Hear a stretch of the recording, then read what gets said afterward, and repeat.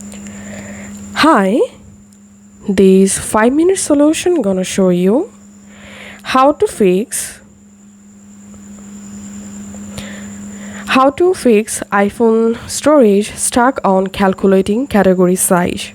So if you want to see your iPhone current storage or available storage, but whenever you come to this iPhone storage section, your iPhone storage calculating is not finishing, here's how you can easily fix this problem.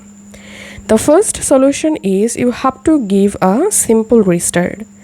So sometimes restarting your iPhone can fix this kind of problem. So to restart, go to your iPhone settings and tap on General and scroll down, just tap on Shutdown to turn off your iPhone. Then turn it back on and then check the issue.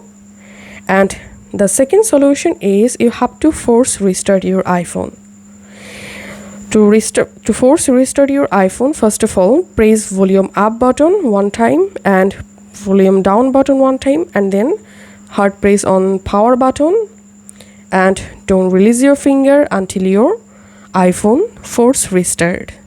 As you can see, I've still pressed down, and don't release your finger until you see Apple logo, and now you can release your finger.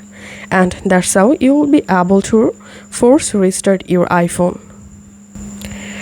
Once your iPhone successfully force restart, now unlock your iPhone with Face ID or passcode. Then go to your iPhone settings app again and go to General. Go to iPhone storage, and now as you can see, the problem has been successfully fixed.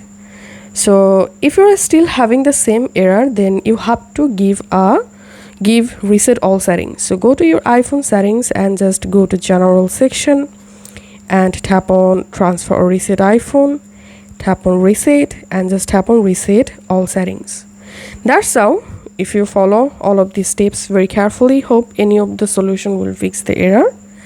If this video helped you out, please leave a like and leave a comment down below. Thank you for watching.